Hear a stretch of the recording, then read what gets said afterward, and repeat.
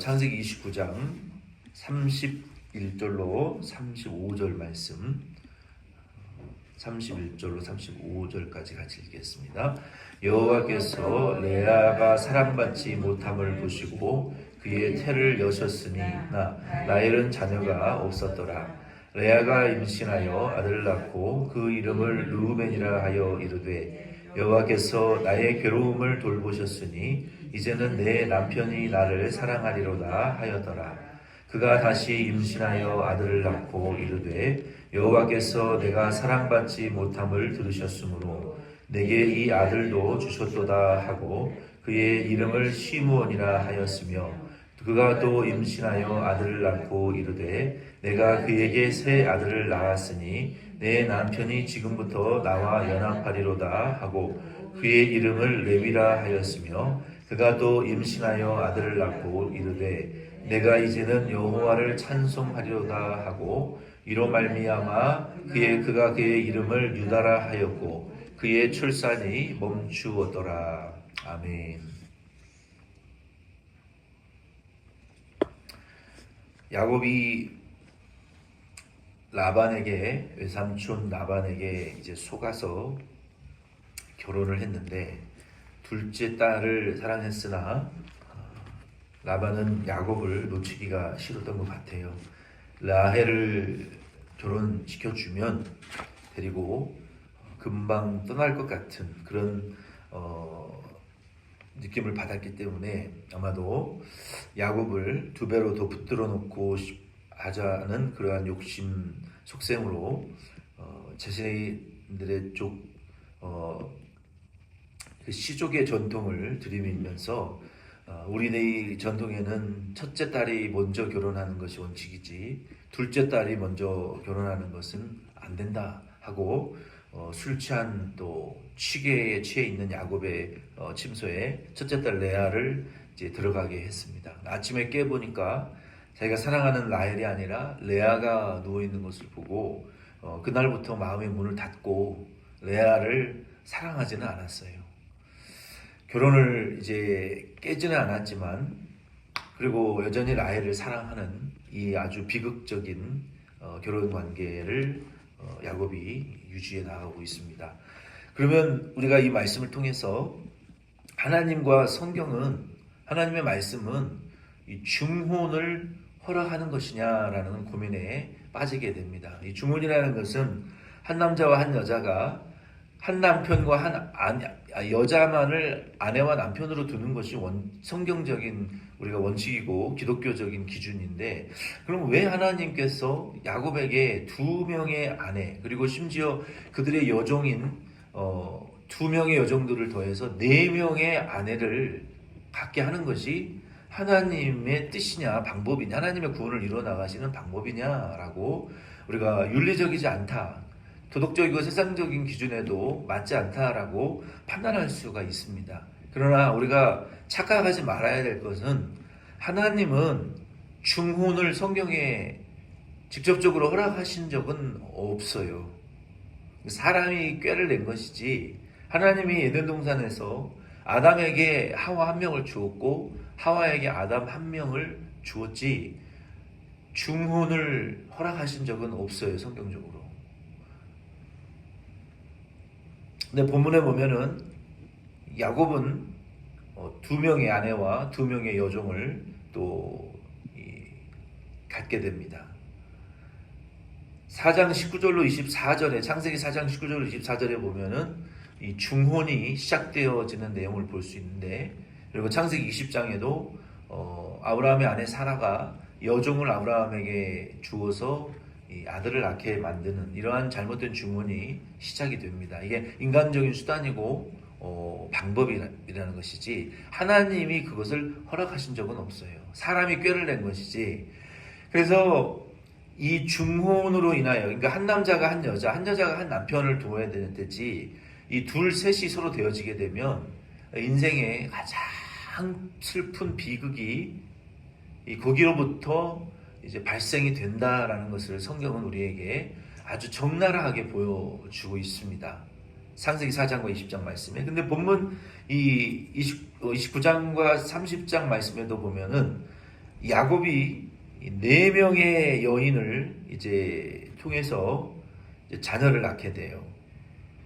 첫째로 야곱은 이 레아, 사랑하지 않았지만 결혼을 통해서 자녀를 네 명을 낳게 되는데 르우벤과 시므온과 레위와 유다 그리고 이사갈과 스불론을 이제 결국 6명을 낳게 되는데 낳습니다. 근데 야곱은 그 레아도 사랑하지 않고 그 6명의 자녀들도 그다지 이 애틋하게 사랑하는 모습이 성경에 별로 기록되어 있지 않습니다. 레아는 남편이 자신을 사랑하지 않는다라는 것을 여기 29장 32절로 35절 아들들에게 지어준 이름을 보면은 우리가 엿볼 수가 있어요. 레아는 야곱의 사랑을 간절히 바랐어요. 그러나 32절 말씀에 보면은 내 남편이 이제는 나를 사랑하리로다라고 하는 아들을 낳고 고백하는 것을 보면 진심으로 사랑하지는 않았던 것 같고, 레아는 야곱의 아주 진실된 사랑을 바랐지만 그 일에는 성공하지 못했던 것 같아요. 그래서 이 레아와 야곱의 결혼 관계는 그냥 부부였지 진심으로 서로 사랑하는 그런 결혼 관계는 아니었다. 자녀를 6이나 낳았지만 매우 형식적이고 결혼이라는 제도 안에 있었던 부부의 관계였지 진심으로 하나가 되는, 둘이 연합하여 하나 된 관계는 아니었던 것 같아요. 이러한 상황이 진행되어지고 있고 라헬은 야곱과 라헬이 서로 진심으로 사랑했지만 하나님이 문제는 자녀를 주시지 않았다는 거예요. 이게 참 인생의 아이러니죠. 이 상황 가운데에서 라헬은 그러면서도 레아와 이 4명의 자녀를 낳고 이제 이후에 또 2명을 직접적으로 더 낳습니다. 자녀를 이렇게 6까지 낳는 그 언니와 야곱의 모습을 보고 자기의 남편인 또 라헬이 야곱과 레아의 관계를 보면서 그 두 이성의 그 시기라는 것은 상상을 초월하는 이 감정적인 어떤 고통과 비극을 초래하게 됩니다. 이 중원이라는 것은. 그래서 30장 이제 1절 이하의 말씀을 쭉 보게 되면은 30장 1절 2절 한번 읽어볼까요? 라헬이 자기가 야곱에게서 아들을 낳지 못함을 보고 그의 언니를 시기하여 야곱에게 이르되 내게 자식을 낳게 하라. 그렇지 않으면 내가 죽겠노라. 이게 차라리 나를 죽여라. 내가 죽겠다. 자살하겠다. 이런 정도로 치닫는 것을 보면은 이 부부의 관계가 있어서 아주 이제 정말 상상할 수 없는 그런 고통 속에서 이 야곱과 레아와 라헬이 결혼 관계를, 이 중혼의 관계를, 아주 비극적인 관계를 유지하고 있었다라는 것을 우리가 엿볼 수가 있습니다.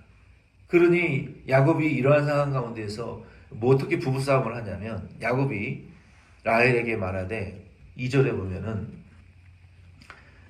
성을 내어 이르되 그대를 임신하지 못하게 하시는 이는 하나님이시니 내가 하나님을 대신하겠느냐라고 대판 부부싸움을 한 거예요. 야곱이 라헬과 성질을 내면서 하나님 탓이지 내 탓이냐. 이게 반은 맞고 이제 반은 틀린 말이에요. 지 탓이지 어떻게 하나님 탓이에요? 응? 야곱 지 탓이지 왜 하나님 탓이냐고요. 그리고 임신 못하게 하신 것은 하나님의 역사가 맞긴 맞아요. 자기 잘못은 시인할 줄 모르고 달래주고 용서를 구하지는 못하고 아내에게 성질을 내면서 자기는 쏙 하나님 뒤에 숨어버리고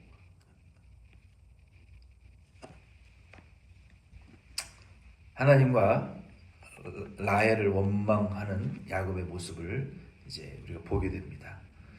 하나님이 임신하지 못하게 하신 것은 맞아요. 이로 인해서 이때부터 언니와 동생의 이 자매의 혈투가 시작이 됩니다. 아버지 라반이 야곱과 결혼할 때 여종 한 명씩을 둘씩을 그들에게 이제 붙여주었습니다. 이 라헬이 또 꾀를 내 가지고 이제 거기에서 그녀들이 레아와 라헬이 선택한 것은 이제 레아도 자기에게 자녀를 낳을 수 없는 상황이 된 것을 보고 여종을 들어 보내서 자녀를 낳고, 라헬도 자기 여종을 들여보내서 자녀를 낳는 이런 아주 비참한 이 결혼 관계를 지속을 하게 됩니다. 이러한 행동은 사실은 아브라함의 아내 사라에게 배운 일이고 그 영향력이 어느 정도는 미쳤다라는 것을 알 수가 있어요. 왜? 우리의 조상 아브라함이 그의 아내 사라를 통해서 자식을 낳지 못하는 것을, 사라가 여종을 통해서라도 자식을 낳은 것을 보고, 그게 하나님의 방법은 아니었지만 우리도 그러면 야곱의 자녀를 낳기 위해서, 아들을 낳기 위해서는 내 여종이라도 사용해서, 대리모를 사용해서라도 자식을 낳아야 되겠다. 근데 참으로 놀라운 사실은요, 오늘날도 이 대리모의 이 사건들이 완전한 불법이죠. 미국에서, 한국에서도, 어디에서도 내 아내가 자녀를 못 낳으면 다른 여자의 태를 빌려서라도 내 남편이 자식을 낳게 해야 된다라는 이러한 대리모의 관행이 오늘날도 이 현대 사회에 굉장한 이슈로 문제가 되고 있다라는 것을 우리가 알아야 돼요. 어떤 교회는 이 대리모의 문제로 교회가 이 큰 갈등을 빚는 교회도 지금 있습니다. 그리고 한국 사회에도 비밀리에 아이를 낳지 못하는 아내 때문에 남편이 다른 여자와 동침하고 아이를 데려오는 이런 대리모의 비극이 지금도 일어나고 있다는 거예요. 왜? 자식이 뭐길래, 아들이 뭐길래 이러한 일까지 인간이 할 수 있다는 것은 어떤 면으로 보면 동물보다도 못한 인간의 이 타락한 욕심과 비윤리적인 목적을 위해서는 어떠한 일도 정당하고 수단화할 수 있는 인간의 이 아주 음흉하고 악랄하고 광기에 비슷한 죄의 속성을 우리가 발견하게 된다는 것이죠. 하나님은 그것을 우리에게 요구하지도 원하지도 않으세요. 그러나 이 꾀를 낸 것은 인간이에요. 그래서 우리는 이러한 우리의 믿음의 조상이라는 분들의 이 비윤리적이고 패륜적인 이러한 인간의 정말 갈 때까지 간 이러한 타락한 모습을 보면서 그 가운데서 우리가 계속 깊이 발견해야 될 것은 무엇이냐면, 사람의 행동으로는 구원을 받을 수 없고 오직 이 모든 것을 초월하시는 하나님의 은혜가 아니고서는 우리 인간이라는 존재가 희망이 없는 존재요, 가치가 없는 존재라는 것을 우리는 발견하실 수 있는 은혜를 여러분 누리시기를 바랍니다. 그거 없이는 안 되는 거예요. 그 대리모를 통해서 낳은 자녀들은 단과 갓, 아셀이라는 자녀를 라헬과 레아가 경쟁적으로 이 자식을 낳기 위한 경쟁을 인간적인 수단과 방법으로 계속합니다. 이 과정에서 이들이 기도하거나 금식하거나 하나님 앞에 부르짖거나 하나님의 은혜를 받았다라는 성경 구절이 없어요.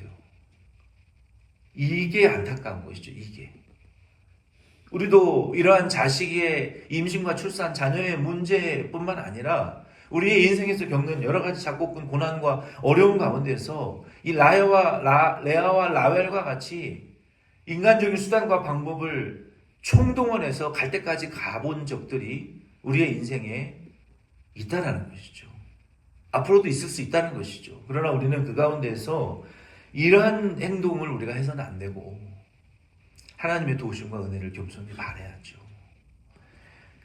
더 나아가서 이제 레아의 큰아들 루벤이 양을 치고 돌아왔는데, 돌아올 때 어머니가 라헬과 자식 때문에 경쟁하고 여종들을 들여보내서 온 집안이 지금 풍비박산이 되어가고 있는 이러한 모습을 자식들이 지켜본다는 것이죠. 루벤이 양을 치고 돌아왔는데 그 손에 무엇이 들려 있었냐면 하판채라는 식물이 들려 있었습니다. 이 하판채라는 것은 영어로는 맨드레이크라고 하는 꽃입니다. 근데 이것이 푸른 나팔꽃이라고 해석하는 분들도 있는데, 그 푸른 나팔꽃은 독초입니다.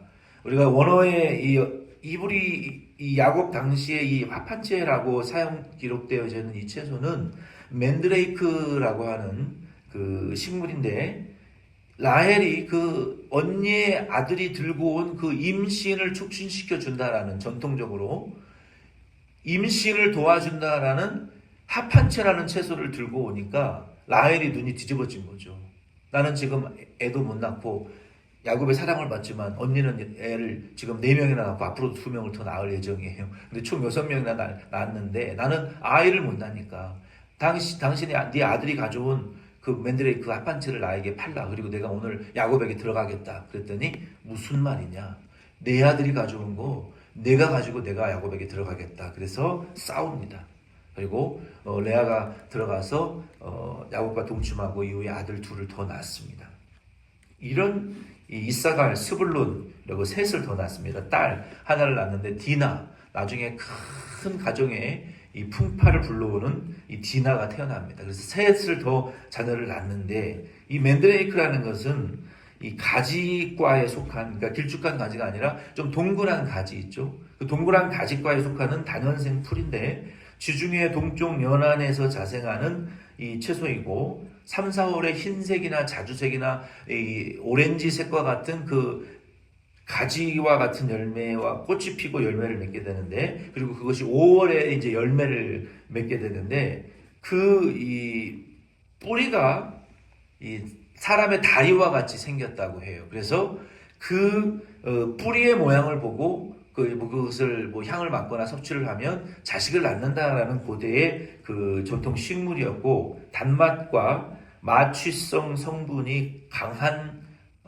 열매의 성분을 식용하면 약용으로도 썼는데, 그리고 이 뿌리가 다리 모양처럼 생겼기 때문에 임신할 수 있는 식물로 여겨졌어요. 그래서 그 합한채로 인하여 자매가 싸우고 결국 레아는 그것을 가지고 들어가서 야곱과 동침하고 자녀 셋을 더 낳는 이러한 상황이 이제 되어지게 됩니다. 완전히 라헬이 이 백전백배의 패배를 한 거죠, 언니에게. 도저히 인간적인 수단과 방법으로는 언니를 이길 수가 없었던 거예요. 그러던 중간에 라헬이 얼마나 절망하고 낙심을 했겠어요. 그래서 내가 언니랑은 말로도 인간적인 숫자로도, 왜냐면 자식이 지금 7인데 그리고 야곱까지 있으니 도저히 홀로 이 레아와 싸울 수가 없었을 거예요. 그래서 인간적으로는 굉장히 절망하고 좌절하면서 30장 이제 22절과 23절 말씀에 보게 되면은 하나님이 드디어 라헬을 긍휼히 여기십니다. 30장 22절 말씀에 보면은 같이 한번 읽어볼까요? 30장 22절. 하나님이 라헬을 생각하신지라. 하나님이 그의 소원을 들으시고 그의 태를 여셨으므로 그가 임신하여 아들을 낳고 이르되 하나님이 내 부끄러움을 씻으셨다 하고 그 이름을 요셉이라 하니 여호와는 다시 다른 아들을 내게 더하시기를 원하노라 하였더라. 아멘. 하나님이 레아와 경쟁하고 참 절망하고 아들을 원했던 이 라헬. 그러니까 라헬이 단순히 아들만을 원했던 것은 아닙니다. 야곱이 맨 먼저 라헬을 만났던 그 장소는 우물이에요. 우물에서 라헬이 야곱을 만났고, 라헬이 야곱을 극진히 대접하고, 그리고 야곱을 기쁨으로 아버지에게 영접하고 인도하는 역할을 라헬이 했습니다. 그러니까 아마 라헬은 아마도 아브라함에 대한 소문을 들었고, 자신도 아브라함과 같이 어머니 자기의 누굽니까? 외숙모? 아버지의 여동생, 아버지의 그 여동생과 같이 하나님이 아브라함을 부르시고 그 야훼 하나님의 그 역사에 동참하고자 하는 그러한 열망이 아주 강했던 여인이었던 것 같아요. 그래서 그것이 바로 하나님 보시기에는 믿음이었고, 하나님의 구원의 역사를 참여하고 그 구원의 역사에 동참하여 아들을 낳고 그 야곱을 통하여 역사하고 계시는 그 하나님에 대한 그 믿음으로 그 믿음을 따라가고자 했던 열망이 있었기 때문에 그래서 야곱을 통해서 아들을 낳고 하나님이 야곱을 통해서 역사하시고자 하는 그 언약의 그 구원의 역사에 동참하고자 하는 이런 열망이 강했던 여인인데 자녀를 낳지 못하니까 레아와 싸우고 남편과도 싸우고 그리고 절망했지만 그 가운데 아마 하나님 앞에 기도했을 거예요. 그 기도와 또 절망 가운데 있는 이 라헬을 하나님이 여기 생각하셨다라고 성경은 말하고 있어요. 하나님이 생각하신 것은 그 라헬을 통해서 하나님이 역사하시기를 원하셨던 것이죠. 그래서 하나님이 라헬을 생각하시고 그리고 라헬의 태를 드디어 열어주시고 그리고